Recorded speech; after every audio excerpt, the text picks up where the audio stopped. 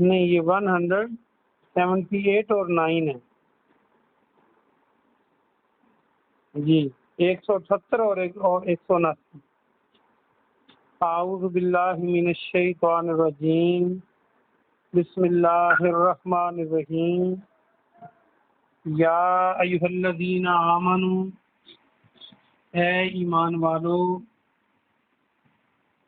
کتبہ لکھ دیا گیا، فرض کر دیا گیا،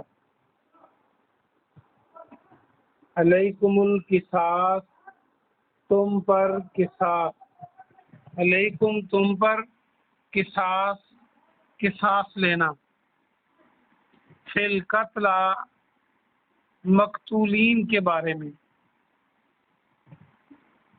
یہ جو قصاص ہے اس میں دو چیزیں ہیں، ایک قتل کے بدلے میں قتل کرنا اور دوسرا اس کی دیت لینا، یہ دونوں قصاص۔ الحر بالحر، حر کہتے ہیں آزاد کو، اسی لیے اردو میں جو آزادی کی جنگ لڑ رہے ہوتے ہیں ان کو حریت پسند کہتے ہیں۔ الحر آزاد، بالحر کے بدلے میں آزاد، جیسے با کا معنی ساتھ ہوتا ہے تو با محاورہ ترجمہ اس کا یہ بنے گا کہ آزاد کے بدلے میں آزاد قتل کیا جائے گا۔ قتل جو ہے اس کو بریکٹ میں کریں، آزاد کے بدلے میں آزاد۔ والعبد بالعبد، عبد غلام کو کہتے ہیں، اسی لیے عبداللہ کا معنی اللہ کا، غلام اللہ کا بندہ، عبد بندے کو کہتے ہیں۔ والعبد بالعبد، غلام کے بدلے غلام قتل ہوگا بریکٹ میں۔ والانثى بالانثى، اور عورت کے بدلے میں عورت۔ فمن عفیا، فمن پس جو کوئی، عفیا معاف کر دیا جائے۔ عفیا کو یاد رکھنے کے لیے اردو کا لفظ عفو و درگزر، عین فے واؤ، عف آگے واؤ ہم لگاتے ہیں فارسی اور اردو میں، اور درگزر عفو و درگزر ہم بولتے ہیں۔ عفیا لہو، معاف کر دیا جائے اس کو، من اخیہ، اپنے بھائی کی طرف سے، بھائی سے مراد جن کا بندہ قتل کیا گیا ہے ان کی طرف سے۔ شیئن کچھ، فاتباع پس، فا کے معنی پس، اتباع پیروی کرو، اتباع کرو، بالمعروف اچھے طریقے سے، دستور کے مطابق، معروف۔ اور ادا کرے، اردو میں بھی ہم ادا بولتے ہیں، قرضے کو ادا کرنا، رقم کو ادا کرنا، بل کو ادا کرنا، الیہ اس کی طرف، بِإِحْسَان اچھے طریقے سے، احسان سے۔ ذالک یہ، تخفیف من ربکم، تخفیف ہے، تخفیف کمی کو کہتے ہیں، من ربکم تمہارے رب کی طرف سے۔ یہ تخفیف ہے، یہ رعایت ہے، یہ کمی ہے تمہارے رب کی طرف سے۔ کمی کس میں؟ تمہارے اس عذاب میں اور تمہارے اس گناہ میں جو قتل کرنے کا گناہ تھا، اللہ نے اس کی یہ شکر رکھ کر تخفیف کی ہے۔ ورحمہ، اور رحمت ہے۔ فمن اعتدی، فمن پس جو کوئی، اعتدا زیادتی کرے، بعد ذالک اس کے بعد، فلہ تو اس کے لیے، عذاب علیم دردناک عذاب ہے۔ علیم رنج و علم اردو کا اور فارسی کا لفظ، الف لام میم علم، اور عین لام میم علم ہو تو اس کا معنی ہوتا ہے جھنڈا۔ تو اس کے لیے دردناک عذاب ہے۔ اب آیت نمبر 178 کا بامحاورہ ترجمہ سنیے۔ اے ایمان والو، تم پر مقتولین کے بارے میں قصاص فرض کیا گیا ہے، آزاد کے بدلے آزاد، غلام کے بدلے غلام، عورت کے بدلے عورت قتل کی جائے گی۔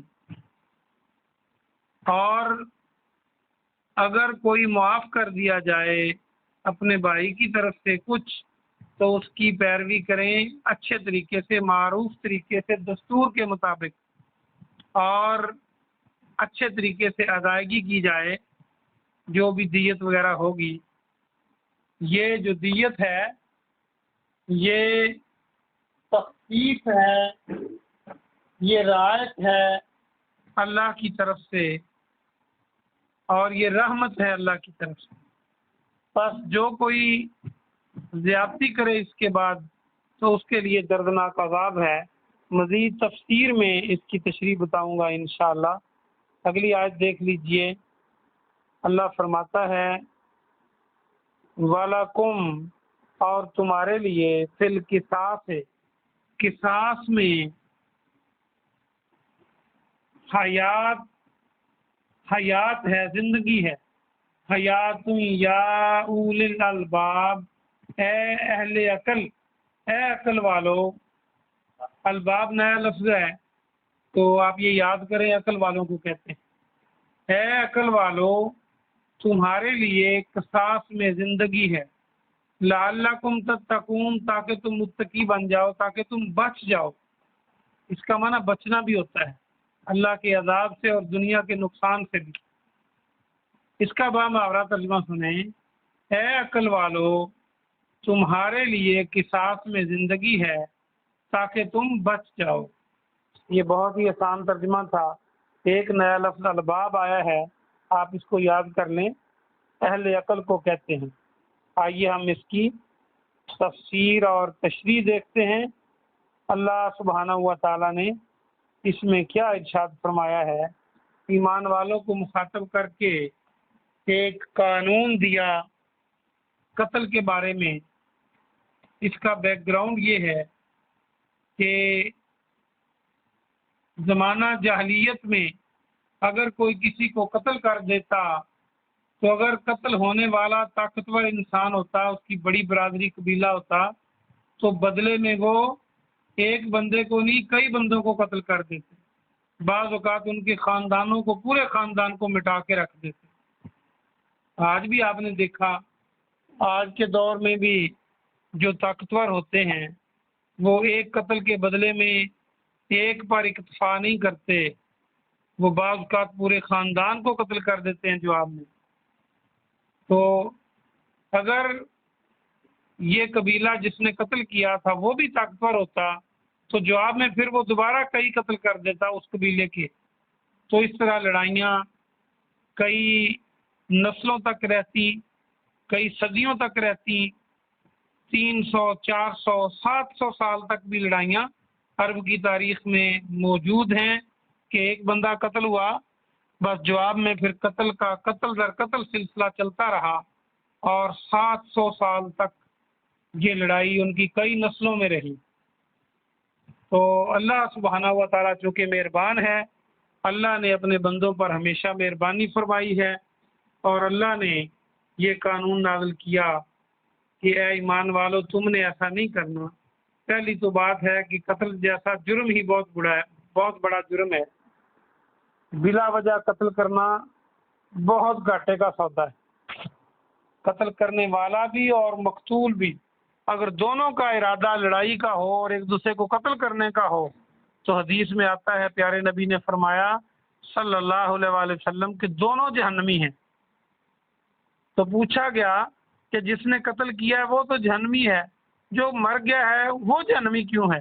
تو آپ ارشاد فرماتے ہیں کہ وہ بھی قتل کی نیت سے نکلا تھا، اس کا بس چلتا تو وہ اس قاتل کو قتل کر دیتا اور خود قاتل بن جاتا، اس لیے قاتل اور مقتول دونوں جہنمی ہیں۔ تو بلا وجہ لوگوں کو قتل کرنے پر اور گردن مارنے پر نہیں اترانا چاہیے، جتنا کسی نے نقصان کیا ہے اس کی سزا اتنی ہونی چاہیے، یہ انصاف کا تقاضا بھی ہے۔ تو اللہ سبحانہ و تعالیٰ نے یہ قصاص کا قانون نازل کیا کہ اگر کوئی بندہ قتل کرتا ہے تو اس کے بدلے میں ایک ہی قتل کیا جائے گا، اور اس کا بھی رول اور قانون رکھ دیا جو آگے ارشاد فرمایا کہ آزاد کے بدلے میں آزاد یعنی اگر قاتل جو ہے وہ آزاد آدمی ہے تو بدلے میں اسی کو مارا جائے گا جس نے قتل کیا ہے، اور اگر قتل کرنے والا غلام ہے تو جواب میں اسی غلام کو مارا جائے گا جو قاتل ہے۔ یہ نہیں کہ غلام نے سردار کو مار دیا ہے تو آپ ان کے سردار کو جا کے ماریں، یہ نہیں ہوگا۔ جس نے مارا ہے اگر وہ آزاد ہے تو اسی کو مارا جائے گا، غلام ہے تو اسی غلام کو قتل کیا جائے گا، اگر عورت نے قتل کیا ہے تو عورت قتل کی جائے گی۔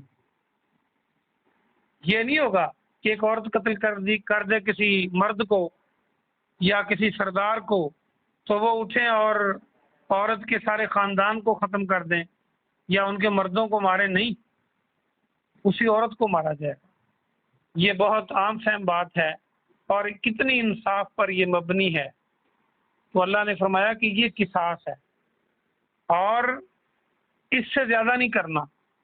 اور دوسری اس کی قسم یہ ساتھ بتا دی کہ اگر اس کے بھائی کی طرف سے کچھ معافی مل جائے اس کو، یعنی مقتولین کے جو وارثان ہیں اگر وہ قاتل کو معاف کرنا چاہیں تو معاف بھی کر سکتے ہیں، اگر کچھ پیسے لے کر زمین جائیداد لے کر اس کو بخشنا چاہیں، اس کو قتل نہ کرنا چاہیں جواب کے اندر، تو یہ بھی اللہ نے کہا یہ بالکل جائز ہے۔ ہمارے معاشرے میں کہتے ہیں لو جی انہوں نے بھائی کی لاش کو بیچ لیا ہے، انہوں نے باپ کی لاش کو بیچ لیا، کیسے جاہلانہ محاورے ہیں۔ اللہ جب کہتا ہے کہ تم اگر دیت لے لو، پیسے لے لو تو یہ ٹھیک ہے، اور اگر یہ رعایت ملتی ہے تو اللہ فرماتا ہے جو قاتل ہے اس کو اچھے طریقے سے جو دیت طے ہوگی وہ پیسے اور جائیداد اس کو دینی چاہیے، پراپرٹی اس کو مقتولین کو دینی چاہیے، اور یہ سارا کام ایک احسن طریقے کے ساتھ انجام پا جانا چاہیے۔ جو طے ہوا ہے کہ قاتل کو معاف کیا جائے گا اور اتنے پیسے دے گا یا اتنی زمین دے گا، تو وہ اچھے طریقے سے دونوں فریقین کر لیں، اور اس کے بعد کسی نے زیادتی نہیں کرنی۔ یہ نہیں کہ جنہوں نے پیسے لے لیے ہیں وہ بعد میں اٹھیں اور دوبارہ قتل کا بدلہ بھی لے لیں، قتل کر دیں، تو یہ زیادتی ہوگی۔ زیادتی کسی طرف سے اللہ پسند نہیں کرتا، اور اللہ فرماتا ہے یہ تمہارے لیے تخفیف ہے اور تمہارے رب کی طرف سے رحمت ہے۔ دیکھیں اگر یہ اللہ قانون نہ بناتا کہ تم کچھ دے کر معافی مانگ سکتے ہو تو پھر قتل کے بدلے میں قتل ہی ہوتا۔ تو یہ کتنی تخفیف ہے اللہ کی طرف سے، اور یہ رحمت ہے۔ اور آگے فرمایا کہ جو حد سے بڑے دوبارہ زیادتی کرے اس کے لیے دردناک عذاب ہے۔